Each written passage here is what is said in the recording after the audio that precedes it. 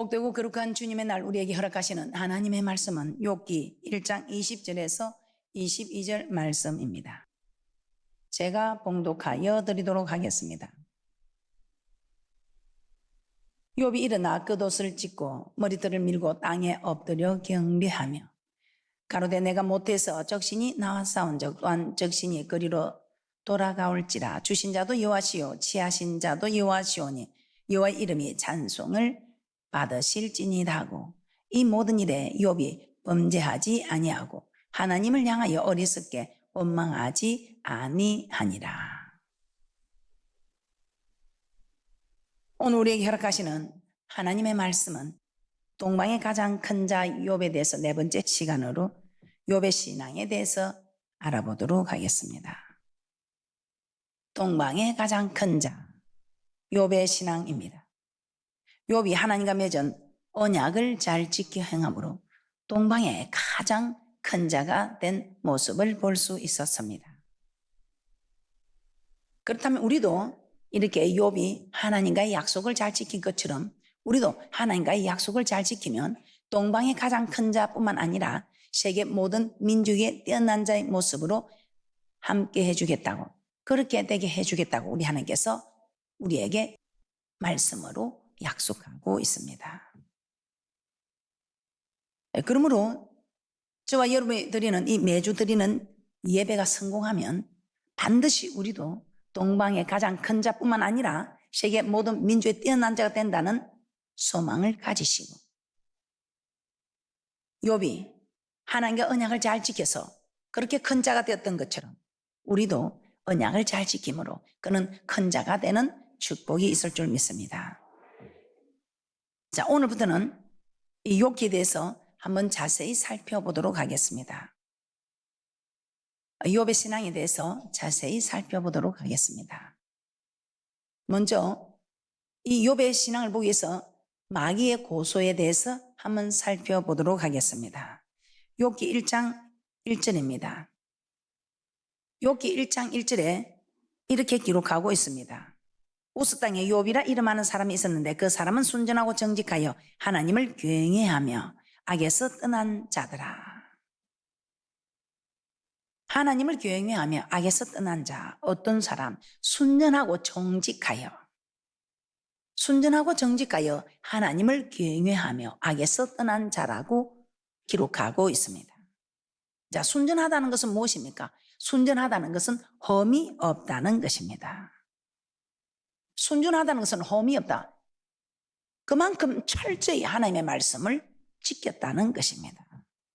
자기 자식뿐만 아니라 심지어 자기 자녀들이 잔치를 베풀고 나면 혹시 그 자녀들이 죄를 범하여 마음으로 하나님을 배반하였을까요?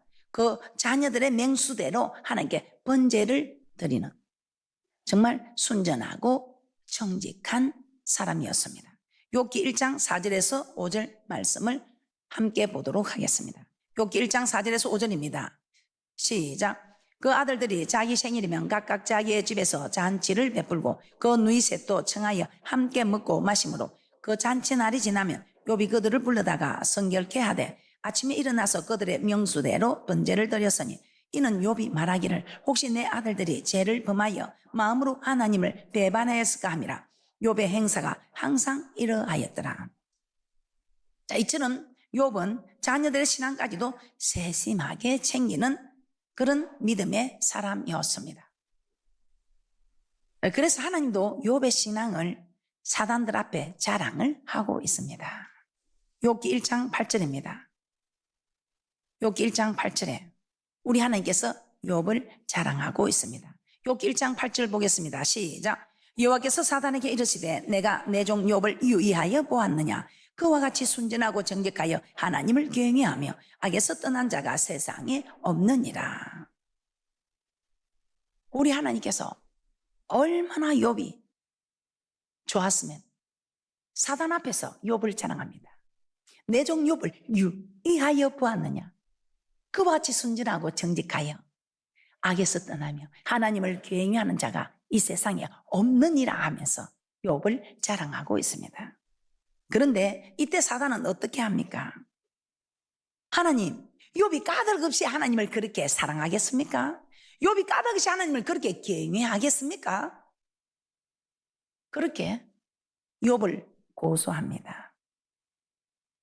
우리 하나님께서 욥을 축복하셔서 욥이 저렇게 동방의 가장 큰 자가 되니까 하나님을 이렇게 잘 섬기지, 만일에 욥을 저렇게 축복하지 않았다면, 만일에 욥에게 저 모든 축복이 사라진다면 분명 욥은 하나님을 사랑하지 않을 것입니다, 이 말입니다. 그때 우리 하나님께서 그렇게 말씀합니다. 자, 먼저 욥기 1장 9절에서 11절에 사단이 고소하는 말씀을 찾아보도록 하겠습니다. 욥이 하나님을 경외하는 것은 하나님께서 복을 주셨기 때문이라고 마귀가 고소하고 있습니다. 여기 1장 9절에서 11절입니다. 시작. 사단이 여호와께 대답하여 가로되 욥이 어찌 까닭 없이 하나님을 경외하니까 주께서 그와 그 집과 그 모든 소유물을 산울로 두르심이 아니니까 주께서 그 손으로 하는 바를 복되게 하사 그 소유물로 땅에 널리게 하셨음이니이다. 이제 주의 손을 피해서 그의 모든 소유물을 치소서. 그리하시면 정령 대면하여 주를 욕하리이다. 욥이 하나님을 경외하는 까닭은 하나님이 욥에게 복을 주셨기 때문이라는 것입니다. 그러므로 그 복들을 다 거두어가면 분명 욥은 하나님을 욕할 것이다, 이 말입니다. 하나님을 경외한다는 것은 무엇입니까? 하나님의 말씀에 순종한다는 것입니다. 그런데 우리가 이렇게 하나님 말씀에 순종하는 것, 즉 하나님을 경외하는 이유가 무엇이라고 생각하십니까? 어떤 사람들은 하나님을 섬기는 것이 복을 받기 위해서, 또 어떤 사람들은 내가 받은 복이 많기 때문에 하나님을 잘 섬긴다, 이렇게 생각할 수도 있습니다. 그런데 우리가 하나님을 잘 섬기는, 우리가 하나님을 잘 섬겨야 되는 근본적인 이유가 있습니다. 우리가 복을 받기 위해서도 아니고 복을 많이 받았기 때문도 아닙니다. 신명기 27장 9절에서 10절 말씀을 한번 찾아보도록 하겠습니다. 우리가 복을 받기 위해서 하나님을 섬긴다면 복을 받지 못한 사람들은 하나님을 떠나갈 것입니다. 복을 많이 받았기 때문에 하나님을 섬긴다면, 그 받은 복이 사라진다면 하나님을 떠날 것입니다. 그런데 복을 받지 못해도 우리는 하나님을 잘 섬기고 있습니다. 또 많은 복을 받고 있지만 하나님도 잘 섬기고, 또 많은 복을 받았지만 잠시 그 복들이 사라진다 해도 우리는 하나님을 잘 섬기고 있습니다. 그 이유가 무엇인가? 신명기 27장 9절에서 10절에 이렇게 말씀하고 있습니다. 우리가 하나님을 경외하는 것, 즉 말씀을 지키는 이유는 하나님의 백성이 되었기 때문이라고 말씀하고 있습니다. 마치 대한민국이 우리에게 큰 혜택을 주든지 아니 주든지 대한민국의 백성이라면 대한민국에서 명하는 우리가 법을 지키는 것처럼, 큰 부자도 국방의 의무를 다하기 위해서 군대를 가고, 부자가 아닌 어려운 사람도 국방의 의무를 다하기 위해서 군대에 가는 것처럼 우리가 복을 받기 위함도 아니요, 복을 받았다 함도 아니요, 우리는 하나님의 백성이 되었기 때문에 하나님의 말씀을 지키는, 즉 하나님을 경외하는, 즉 하나님을 섬기는 것이다, 이 말입니다. 신명기 27장 9절에서 10절입니다.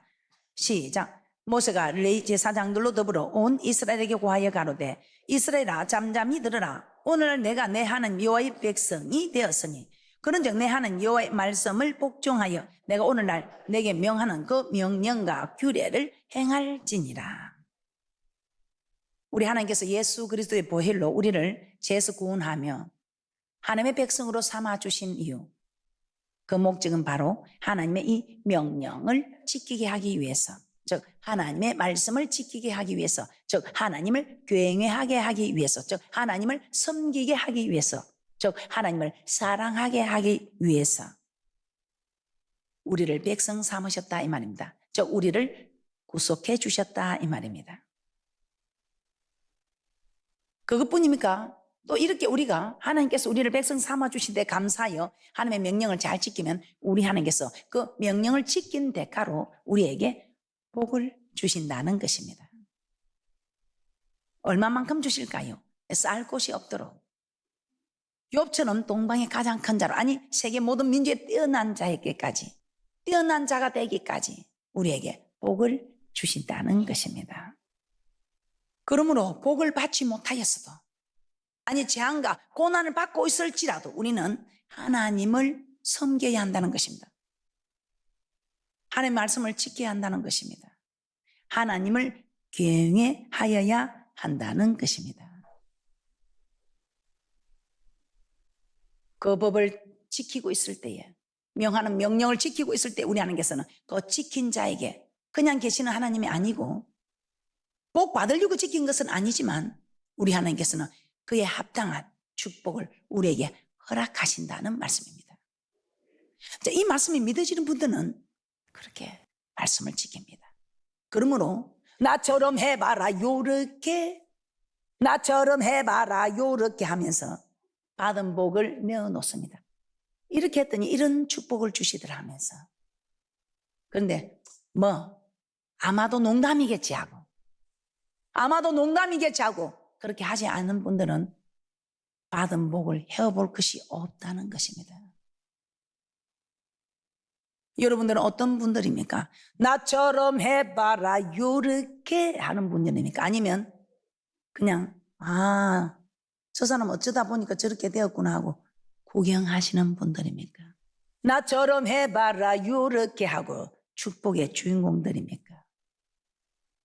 평생 남들이 잘 때는 구경만 하는 구경꾼들이 되시겠습니까? 아니면 나처럼 해봐라 이렇게 하고 축복의 주인공들이 되시겠습니까? 여러분들이 선택할 일입니다. 지금도 여러분 앞에는 이렇게 축복의 주인공이 될 수 있는 길과 그저 바라보는 구경꾼이 되는 그런 길, 하기 싫지만 힘들지만 따라한 좁은 길이, 그냥 내 편한 대로 살고 싶은 넓은 길이 여러분 앞에 펼쳐져 있습니다. 여러분은 어떤 길들을 가시는 분들입니까? 우리는 복을 받지 못해도 재앙과 고난을 받아도 하나님을 섬기하는 사람들입니다. 그러나 하나님의 법대로 하나님을 섬겼을 때에, 하나님의 법대로 섬기는 그 고통은 좀 있지만, 오늘 이렇게 주님의 날 놀러 가고 싶은데도 가지 아니하고 오늘 앉아있는 이 고통은 좀 있지만 우리 하나님께서 말씀을 지킨 자에게 허락하는 축복의 대가가 있다는 것입니다. 그러면 욥이 당한 재앙을 한번 살펴보도록 하겠습니다. 사단은 하나님께, 욥이 하나님을 경외하는 것은 까닭없이 경외하는 것이 아니라 하나님께서 복을 주셨기 때문이라고 합니다. 그러자 하나님은 사단에게 욥이 과연 그렇게 하는지 욥의 몸에는 손을 대지 말고 욥의 소유물을 다 가져가 보라고 허락을 합니다. 욥기 1장 12절입니다. 시작. 여호와께서 사단에게 이르시되 내가 그의 소유물을 다 내 손에 붙이노라. 오직 그의 몸에는 내 손을 대지 말지니라. 사단이 곧 여호와 앞에서 물러가니라. 자, 이에 마귀가 하나님 앞에 물러가고 욥에게 재앙이 오기 시작합니다. 자, 1차 재앙으로 욥기 1장 13절에서 15절입니다.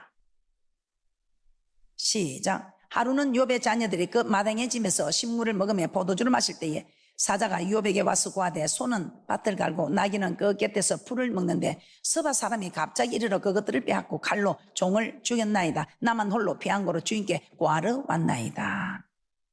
그뿐입니까? 2차 재앙입니다. 16절입니다. 그가 아직 말할 때에 또 한 사람이 와서 고하되 하나님의 불이 하늘에서 내려와서 양과 종을 살라버렸나이다. 나만 홀로 비한고로 주인께 구하러 왔나이다. 2차 재앙입니다. 그것뿐입니까? 3차 재앙입니다.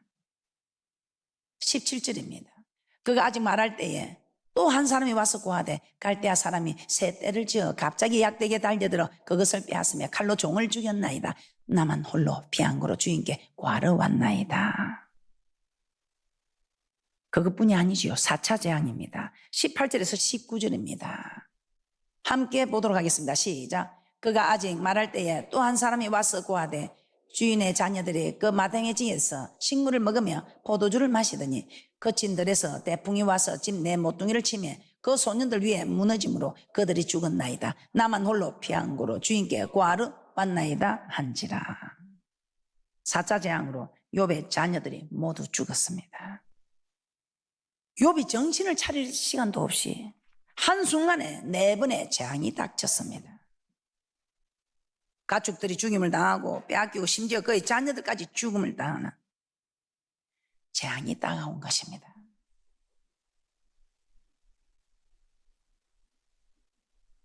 그뿐만 아닙니다.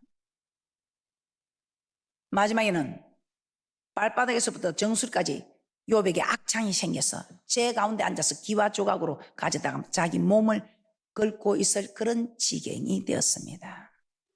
욥기 2장 7절에서 8절입니다.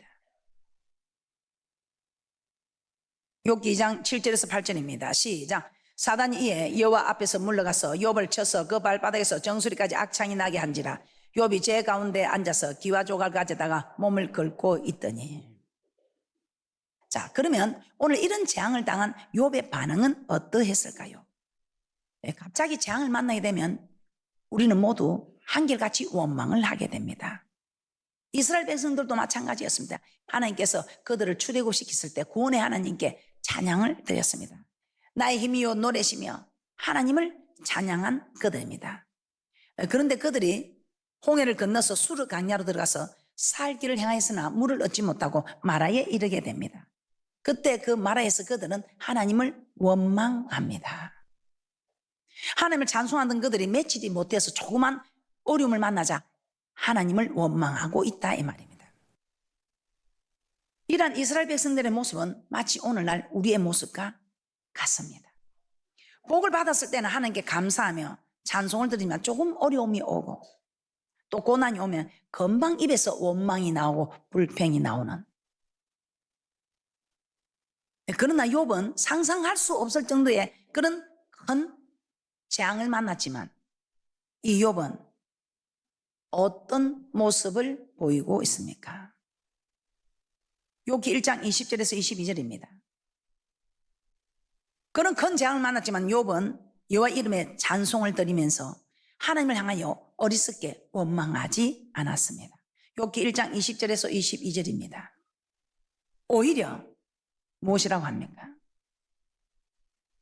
주신 자도 여호와시요 취하신 자도 여호와시라고 고백하고 있습니다. 욥기 1장 20절에서 22절입니다. 시작. 욥이 일어나 겉옷을 찢고 머리털을 밀고 땅에 엎드려 경배하며 가로되 내가 모태에서 적신이 나왔사온즉 또한 적신이 그리로 돌아가올지라. 주신 자도 여호와시요 취하신 자도 여호와시오니 여호와의 이름이 찬송을 받으실지니라고. 이 모든 일에 욥이 범죄하지 아니하고 하나님을 향하여 어리석게 원망하지 아니하니라. 원망하지 아니했다고 합니다. 주신 자도 여호와시요 취하신 자도 여호와시라. 후에는 몸에 악창이 나서 제 가운데 앉아서 기와 조각으로 이 몸을 긁었다고 합니다. 그럴 때 그 아내가 하나님을 욕하고 죽으라. 그렇지만 하나님을 원망하거나 욕하지 않고 입술로 범죄하지 아니했다고 말씀하고 있습니다. 욥기 2장 9절에서 10절입니다. 오히려 그는 우리가 하나님께 복을 받았으면 재앙도 받지 않겠느냐 이렇게 고백하는. 그래서 우리 하나님께서 그렇게나 욥을 자랑할 수밖에 없었던 것입니다. 욥기 2장 9절에서 10절입니다. 시작. 그 아내가 그에게 이르되 당신이 그래도 자기의 순전을 굳게 지키느뇨 하나님을 욕하고 죽으라. 그가 이르매 그대 말이 어리석은 여자 중 하나의 말 같도다. 우리가 하나님께 복을 받았은즉 재앙도 받지 아니하겠느냐 하고 이 모든 일에 욥이 입술로 범죄치 아니하니라. 우리가 하나님께 복을 받았으니 재앙도 받지 아니하겠느냐. 즉 복도 주시는 이가 하나님, 재앙도 주시는 이는 하나님임을 고백하고 있습니다. 왜 우리에게 이런 어려운 재앙을 허락하시는 걸까요? 왜 우리에게 이런 고난을 허락하시는 것일까요? 히브리서 12장 6절에서 8절 말씀 찾아보도록 하겠습니다. 히브리서 12장 6절에서 8절입니다. 우리도 마치 우리의 자녀들이 잘못할 때에 갯길로 갈까 봐 징계를 가합니다. 우리 하나님도 마찬가지입니다. 우리가 갯길로 갈까봐 징계에 채찍을 드는 것입니다. 남의 자녀에게는 우리가 채찍을 들지 않습니다. 사랑하는 내 자녀에게. 욥이 이런 재앙을 만났던 것도 우리 하나님께서는 갯길로 가지 않도록 욥을 징계하신 것이지, 까닭 없이 욥을 고통 준 것도 아니며 까닭 없이 욥에게 복을 주신 것도 아니다 이 말입니다. 우리 하나님께서는 모든 것이 하나님 나라의 법대로 심은 대로 거두는, 말한 대로 행하는, 심은 대로 말한 대로 행한 대로 갚아주시는 하나님이십니다. 히브리서 12장 6절에서 8절입니다. 시작. 주께서 그 사랑하는 자를 징계하시고 그의 받으시는 아들마다 채찍질 하심이니라 하였으니 너희가 참음은 징계를 받기 위함이라. 하나님의 아들과 같이 너희를 대우하시나니 어찌 아비가 징계하지 않는 아들이 있으리요. 징계는 다 받는 것이거늘 너희에게 없으면 사생자요 참 아들이 아니니라. 아버지가 아들이 잘못된 길을 가면 채찍으로 때리고 징계하여 바로 잡듯이 하나님도 우리가 어긋난 길로 가면 징계를 줘 바른 길로 가게 하는 것입니다. 자, 그래서 우리 하나님께서는 우리에게 복과 저주를 주시는 이 목적은 무엇일까요? 왜 우리에게 복을 주기도 하고 왜 우리에게 재앙을 주기도 하는 것일까요? 그 목적은, 복을 주기도 하고 또 우리에게 재앙을 주기도 하는 그 목적은 율법의 모든 말씀을 행하게 하기 위함이라고 말씀하고 있습니다. 자, 신명기 29장 29절입니다. 신명기 29장 29절입니다. 신명기 29장 29절 보고 마치도록 하겠습니다. 신명기 29장 29절입니다. 시작. 오묘한 일은 우리 하나님 여호와께 속하였거니와 나타난 일은 영구히 우리와 우리 자손에게 속하였나니 이는 우리로 이 율법의 모든 말씀을 행하게 하심이니라. 축복이든 재앙이든 결국 하나님의 말씀에 순종하여 복을 받고 생명을 얻게 하기 위함이다 이 말입니다. 우리에게 하나님께서 복을 허락하심도 재앙을 허락하심도 이 말씀을 지켰어. 이 말씀을 지켰어. 이 땅에서도 복을 받고 저 천국에 가게 하기 위함이다 이 말입니다. 오묘한 일, 오묘한 일. 아, 저 사람은 복을 받은 사람인데 왜 아직 복을 받지 못할까? 아, 저 사람은 좀 재앙을 받아야 되는데 왜 받지 못할까? 복을 허락하고 재앙을 허락하는 것은 하나님 속 안에 있습니다. 우리 생각에는 저 사람이 좀 빨리 복을 받았으면 좋겠는데 저 사람이 좀 늦게 재앙이 임했으면 좋겠는데 그건 우리 생각이고 하나님께서는 저 사람에게는 좀 빨리 줘야 되는데 늦다. 저 사람에게 빨리 줘야 되는데 늦다. 좀 늦게 줄 것 같은데 빨리 준다. 이런 오묘한 일, 축복이 일어나고 재앙이 일어나는 이 오묘한 일들은 하나님께 속하였지만 반드시 복이 임하는 사람 복이 임하고 재앙이 임하는 사람 재앙이 임하는 이 일은 영원히 변함이 없이 그대로 지금까지 이루어지고 있다는 것입니다. 왜 그렇게 복을 주실까? 말씀을 더 잘 지키라고. 세상 사람들도 상이 비상이라. 잘한다면 더 잘하니까. 왜 저 사람에게 저는 재앙이 임하는 것일까? 이제 갯길로 가지 말고 돌아오라고. 그래서 우리 하나님께서는 복을 주기도 하고 재앙을 허락하신다는 것입니다. 그럼 욥은 저렇게 말씀을 잘 지켰는데 왜 저는 어려움을 당합니까? 잘 지키는데 애매하게 고난을 당하는 일은 없습니다. 욥이 갯길로 가는 길을 욥도 가고 있었기 때문에 우리 하나님께서 제3 이런 일들을 행하신 이유는 자녀들이, 가축들이, 종들이 다 그렇게 재앙을 당한 이유들은 다음 시간에 말씀드리도록 하겠습니다.